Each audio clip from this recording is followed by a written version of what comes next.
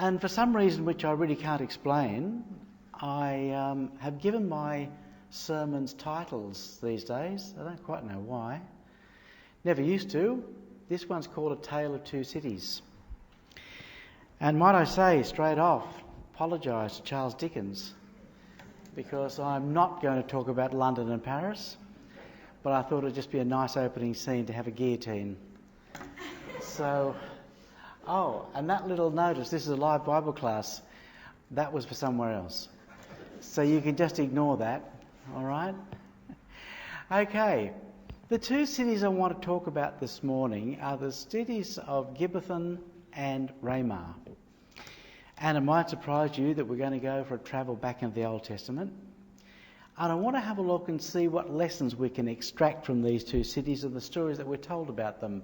It always seems to me that whenever you search out details about the things that happened in the history of God's people, there are always lessons to be found there.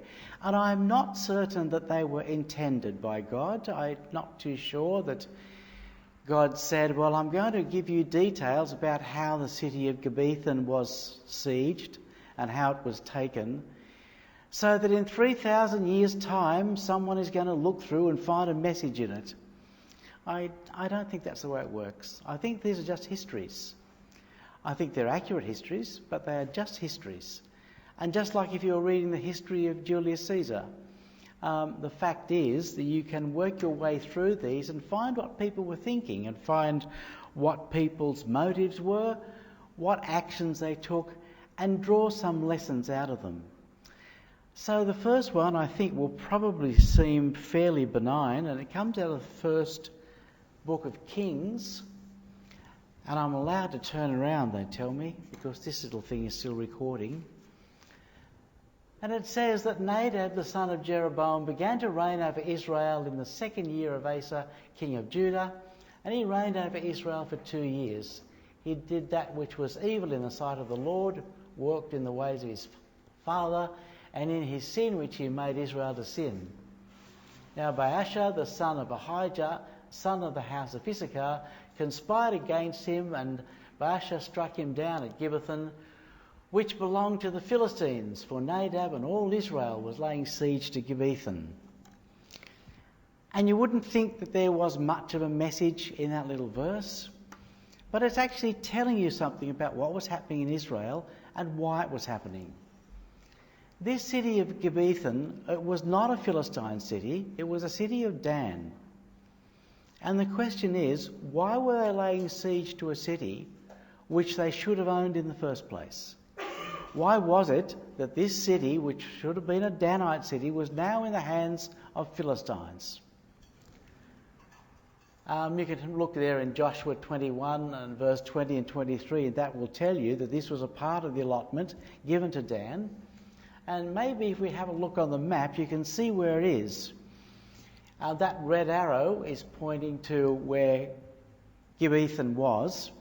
And you can see that it's pretty much on the border of that sort of pinkish area and the, yellowy-green area. And the area under there is the Philistines, and that area where the city of Gibbethon was, that's the area for Dan. And it's obvious that it was close, and so therefore the Philistines must have attacked and taken that city. And you sort of wonder to yourself, how did that happen? Why did it happen? And this is where we travel through a spiritual journey, and we'll find that there's actually a good reason why it swapped hands, and it ends up being a warning for us. There's the area of Dan. This is the way that the tribes divided up, or Joshua divided up the land for the tribes. And you'll notice that down just above the territory of the Philistines is the allotment given to Dan. And in actual fact, if you look carefully at that diagram, you'll see that there are 2 allotments for Dan. You'll see there's a Dan in yellow down the bottom, and there's a Dan up the top. 2 areas, and the reason there were 2 areas was the Danites failed in their assignment that God gave them. God simply said to the people of Israel, if you have faith in me, you'll be able to drive the Canaanites out. the people of Dan failed to drive out the Canaanites of their area for two main reasons. One, they always complained that the Canaanites had chariots of iron, and they didn't trust God that he could beat chariots of iron. And the other one was that there were mountainous regions, and they always said we can't defeat the Philistines or the Canaanites in the mountains. And so therefore the people of Dan decided that because they couldn't win and take the land which had been allotted to them, a group of them decided to go and explore somewhere else to live, somewhere which had not been allotted to them by God, somewhere where they chose would be better. So they travelled across over to the Dead Sea, and they went up the Jordan Valley, and you read this story in Judges 17 and 18, where as you go up and follow the Danites, they meet the priest who was with the household of Micah, and there's all that weird story about Micah having stole his mother's gods and all that sort of stuff. And you keep travelling with these Danites, and they spied out the land up the top there, and they found there was a group of Sidonians living up where that top arrow is, in the top area of Dan. So they came back and told the Danites, let's go up and live there. So all the people of Dan decided, well, not all of them, I think there was about 600 first, an exploratory sort of force, went up the Jordan River, up as far as Laish, and Laish was the name of this town at the bottom of Mount Hermon. And there they found a group of people that were Sidonians, and the Sidonians, it says, were living, in luxury, comfortably, and they had no fear of anybody, and they were also isolated from their base of Sidon. And so they were easy targets. So the men of Dan went up and they took this area that belonged to the Sidonians and defeated them. The Sidonians were always a fairly peaceful people. The Sidonians are what we in the New Testament call Phoenicians, and what you and I now call Lebanese. And they lived purely for trading. As far as I can see, there was almost no battles recorded in the Old Testament involving Sidon and Tyre, certainly not with Israel. And they were peaceful trading people, and so it was easy for the Danites to take their property. And so the Danites took their land, but what that did was it left the area of Dan down the bottom, the area that had been allotted, it left it ill-defended against the Philistines from down below. So that's one reason why it may have been that this city of Gibbethon fell. And so that's just the same verse again, but just with a new word. Why? Why did it fall? Well, you found out half the reason so far is that all of the Danites had gone. Well, a lot of the main defenders had gone, but it was a Levite city. The fact is that this city was allocated as one of all of the cities throughout the territory of Israel for where the Levites should live. And one of the features, maybe we'll go back a couple, they're all the Levite cities. All of those cities you can see allocated to the Levites were spread almost uniformly out the land of Israel, so that there was always a presence of God for the people. God was always present in amongst them. Everywhere they turned there was a Levite city, and that should have meant the message of God was always there. So this was a Levite city, and so even though the people of Dan had gone, it should have been well defended by the Levites, but still it fell. And why did it fall? This is a fair chunk of text, but we'll read this because this basically explains why it was that this city fell and why it was not defended. And the priests and the Levites that were in all Israel resorted to him, that's Rehoboam, from all places where they had lived. For the Levites left their common lands and their holidays and and their holdings, and came to Judah and Jerusalem, and because Jeroboam and his sons cast them out from serving as priests of the Lord, and he appointed his own priests for the high places, and for the satyrs, and for the calves which he had made, and those who he set in their hearts, and those who had set their hearts to seek the Lord God of Israel, came after them from all the tribes of Israel to Jerusalem to sacrifice to the Lord, the God of their fathers. They strengthened the kingdom of Judah, and for 3 years they made Rehoboam the son of Solomon secure, for they walked for 3 years in the ways of David and Solomon. And what that tells you is that as soon as Jeroboam had cut off the northern country of Israel, he immediately sacked all the priests and the Levites because he appointed his own priests and Levites to serve the calves that he had set up. The people had not abandoned the worship of Yahweh. They were still worshipping God, but they just turned him into calves, and they turned him into models which they wanted to worship as idols, notably one at Dan and one at Bethel.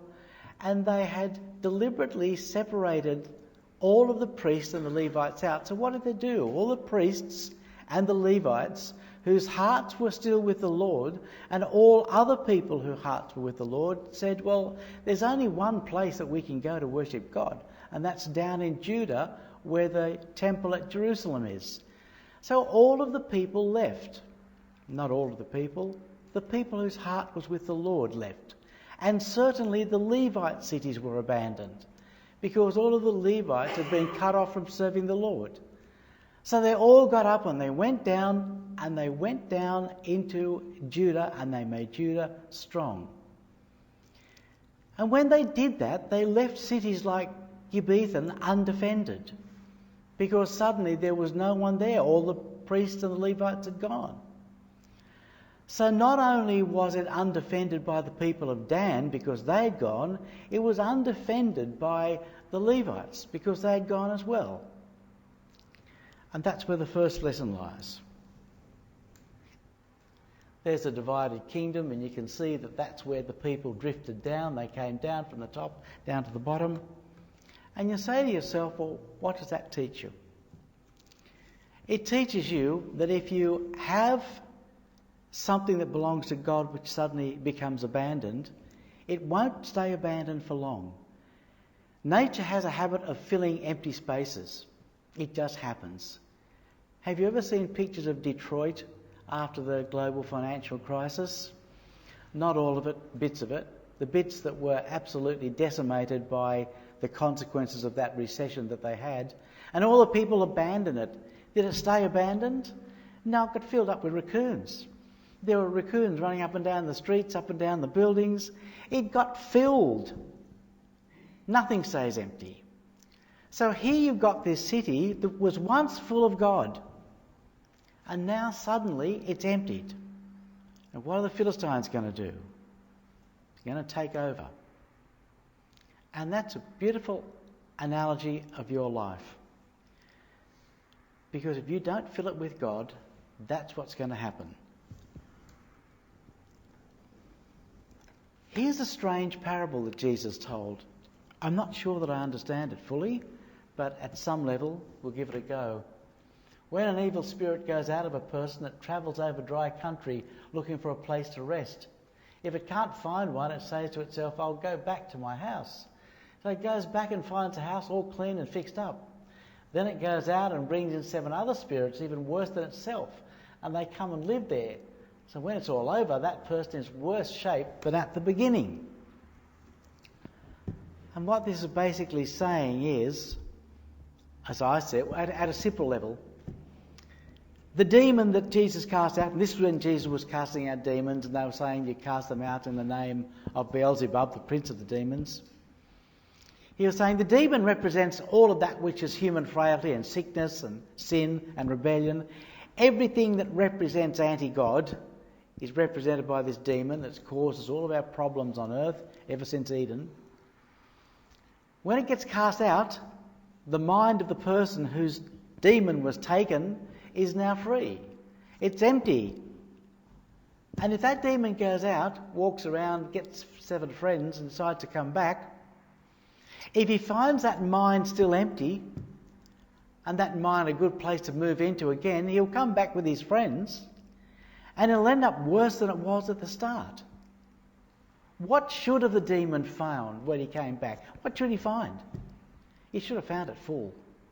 He should have found the house that was empty is now full. And it was full of God. And it should have been full of Jesus and full of the blessings of God. And it wasn't. It was still empty. It was just like Gibbethon. Once God was removed, there was nothing there but emptiness. So what's that telling you? Don't be a Sunday Christian. Fill your life with God. Now, I was telling you not to be a Sunday Christian and a Wednesday night Christian and a Thursday lunchtime Christian. It's telling you that no matter what is organised in your assembly of believers, that is not enough to bring your mind back to being full of God. It's telling you that your mind has to be full of God every instant of your consciousness. It's telling you that every time you are awake and thinking, your mind should be on God. It's telling you that when you're driving to the supermarket, or when you're shopping or picking up the kids, or when you're mowing the lawn, or when you're washing the car. Oh, we don't do that anymore. Or whatever activities that you might be doing, your mind is on God and thinking of what can I do for God next? Who can I visit that needs my help? Who can I love that is unloved? Your mind has to be totally full of God every minute of the day. I'm not trying to make you feel guilty if you watched TV last night. I watched the elections last night, guilty. Yes, the fact is that there are times when we divert, but the aim is to give our mind totally over to God every minute of the day, 24 hours a day. So there's the first lesson. Gibbethon fell because it was empty and it was not filled with God. And Jesus says this man's mind fell because it was empty. It became full of demons. And here's the next bit that's related to these stories. And this is again a long reading, but I will read all the way through it. And there was war between Asa and Baasha, king of Israel, all their days. Baasha, king of Israel, went up against Judah, and he built Ramah, that he might permit no one to go out or come in to Asa, king of Judah. Then Asa took all the silver and the gold that were left in the treasuries of the house of the Lord and the treasures of the king's house, and gave them into the hand of his servants. And King Asa sent them to Ben-Hadad, the son of Tabrimon, the son of Hezion, king of Syria, who dwelt in Damascus, saying, Let there be a league between me and you, as between my father and your father. Behold, I am sending to you a present of silver and gold. Go, break your league with Baasha, king of Israel, that he may withdraw from me. And Ben-Hadad hearkened to King Asa, and sent the commanders of his armies against the cities of Israel, and conquered Ijon, and Dan, and Abel, Beth-maachah, and Chinneroth, and all the lands of Naphtali. And when Baasha heard of it, he stopped building Ramah, and he dwelt in Tirzah. Then King Asa made a proclamation to all Judah, none was exempt, and they carried away the stones of Ramah and its timber, and with which Baasha had been building, and with them King Asa built Geba of Benjamin and Mizpah. And again, a story that you might look at and not be able to relate any significant message from. But there is a couple of things that you need to look at. It looks like one of the kings, the northern king, made a fort city on the border. And it is on the border. If you look at a map, it's right on the border between the two countries, between Israel and Judah. And he made it as a fort city, and he fortified it as you would normally surround your country with forts. And the normal point of a fort is to protect yourself. So if there's an invading army, you can fight against the army and you can hold them off because of the forts that you built. It wasn't the only fort city, there are others. And so what happens is that King Asa from the south makes a trade with the king of Assyria, and says, if you break your league with Israel and come help me, I'll give you all the silver and gold. Something God was extremely angry with Asa for doing. Asa failed to ask for God's help. Asa had asked for God's help when he was fighting the Ethiopian with an army of 1 million men, but he didn't hear. He did not ask for God's help, and I'll leave you with trying to figure out why. I'll tell you. I can't read Asa's mind, but I think Asa found it really difficult to ask God to work against the children of Israel. These were those that God had said to Abraham, those that Bless you, I will bless, and those that curse you, I will curse. How can you ask someone or ask God to help you fight against the children of Israel? And I think Asa was totally confused and felt that he couldn't ask God's help fighting the children of Abraham. What he didn't understand was that they had abandoned being the children of Abraham long ago. They were not the children of Abraham. The children of Abraham do the works of Abraham. And the people up there in Israel were not doing that. So what happens? Asa gets the fort. What would you do? If you were organising a battle and you defeated the enemy and you were able to take over their fort and it's on your border, what would you do with it? Well, you would fortify it yourself. You would make it a fort. It's exactly the sort of thing that happened in the Golan Heights in the battles with Israel. When Israel took the Golan Heights in 1967, what did they do? Abandon them? No, they fortified them. They took it from the Syrians and they in turn fortified it against the Syrians. And that's what you would have expected Asa to do. You would have expected that he would fortify this fort back against the people of Israel. But they don't. Asa sends a really odd command. He says, I want everybody to take this city apart. I want to take it stone by stone. He says to them that all of them, King Asa made a proclamation to all Judah, none was exempt, and they carried away the stones of Ramah and its timber. Not one family was exempt. I don't think maybe the women and children were included in picking up rocks, but I can imagine every single family in Judah was asked to come and remove this city. And what did they do when they removed it? They built some more. They built Gibbethon, Benjamin and Mizpah. They built 2 other cities. So there has to be a reason why they took this city apart. There's the city sitting right on the border. You can see it's quite close to Jerusalem, but it was clearly on a border area. And it was also on the main road. It's fairly mountainous, all that area, and there is just one main channel of traversing, getting from the bottom kingdom to the top. And that was the channel where Ramah was built, right in the middle. Okay, the top one there is just simply a question. Why did King Asa demand that this city be removed? Was it that he didn't need fort cities? Maybe it was that King Asa decided, well, I've got enough fort cities, but that's not true, because if you read from 2 Chronicles 14, it says here, just the underlined section, he built fortified cities in Judah. He built these cities and surrounded them with walls and towers and gates and bars. So he needed fortified cities. Why did he pull this one down? What do you build a fortified city on a border for?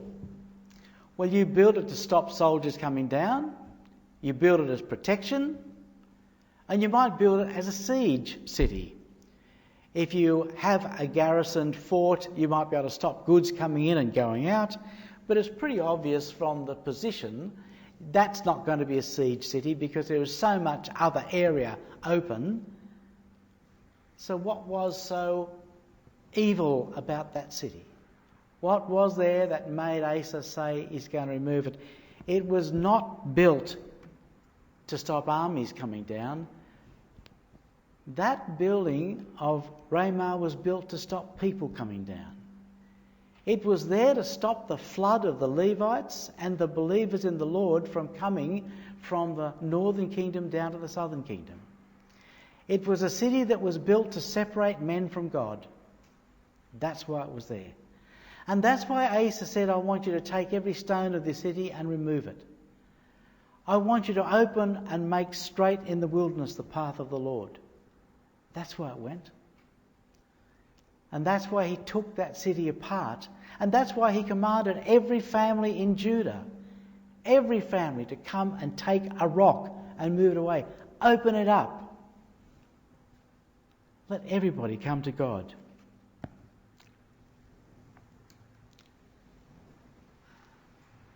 These are just the same verses again, but everybody who had set their heart to seek the Lord from all the tribes of Israel had come down, and this city had been built to stop them from coming down. This city had been constructed so that all of these people who wanted to come were prevented from coming. And so Asa wiped it. It says something about the mentality of the kings of Israel. If people want to come down and worship God in Jerusalem, how do you stop them? You just build a city big enough and a wall big enough. How do you separate men from the love of God? Build a wall big enough. That was the mentality of the people of Israel, or the king of Israel. And so what happens? Asa says, we'll take it all apart. And just as a matter of interest, I've had my slides a bit cut off there, which is a bit sad, but you can still see the numbers. If you have a look at the way the populations of the two kingdoms of Israel and Judah varied, you can see that there was a massive migration. You can see that at the very start under Jeroboam, they had 800,000 people in their army. That's not a standing army. That's just 800,000 people that you could have, men between about 20 and 50, I guess. And at the same time, Rehoboam had about 180,000. And by the time you go through a handful of years, you get up to Ahab, and Ahab's army was 7,000. They went from 800,000 to 7,000 in a handful of years. And look what happened to Judah. Judah went from 180,000 under Rehoboam, and only 18 years later they had 400,000. And only 7 years later Asa could put together 580,000. And 32 years later you had 1.16 million. You can't breed that fast. The growth in those numbers is not by population increase, it's by people coming down, flooding down from Israel. When Israel was finally taken captive by the Assyrians, the annals of the Assyrians say they took something like 27,000 people captive. That was almost the whole nation. I know they did leave some rabble behind, but they took 27,000 captives. That's all that was left. Israel was just a shell. And they'd all moved down to Judah. So what's the moral of the story of Ramah? Romans 8. Who shall separate us from the love of Christ? Shall tribulation or distress or persecution or famine or nakedness or peril or sword? As is written, for your sake we are being killed all day long. We are regarded as sheep to be slaughtered. Now in all these things we are more than conquerors through him who loved us. For I am sure that neither death, nor life, nor angels, nor principalities, nor things present, nor things to come, nor powers, nor height, nor depth, nor anything else in all creation will be able to separate us from the love of God which is in Christ Jesus our Lord. A lesson that the people of Israel and the kings of Israel never understood. There is nothing that can separate us from the love of God. Not a city, not a wall, not a city garrisoned by soldiers, nothing. So there's, I suppose, a lesson to bring us to the bread and the wine, that we are loved. Greatly loved. But might I just say that we put these two lessons together for one moment and just say that we can see that we will never be separated from God's love unless we choose separation, like the king of Israel did. If they choose to be separated, they will separate themselves. But if you choose to follow God, you can never be separated from God. And the city of Ramah was taken apart. And can you imagine the joyfulness? Can you imagine the women and the children and the families carrying a stone each? Can you imagine them taking them away from that site and opening it up and saying to all the people of Israel who love the Lord, come on in. It must have been a time of great joy for them. And it was a symbol of Jesus here on this table, saying, come, I stand at the door and I'm knocking. And all I'm asking is you open the door. And that's the message of Jesus. But I will go back to my first message, which was every minute of every day, God is asking us to have our mind on him, that we think of God all the time. It'll keep the demons out if we just give ourselves over to God every minute of every day. And I think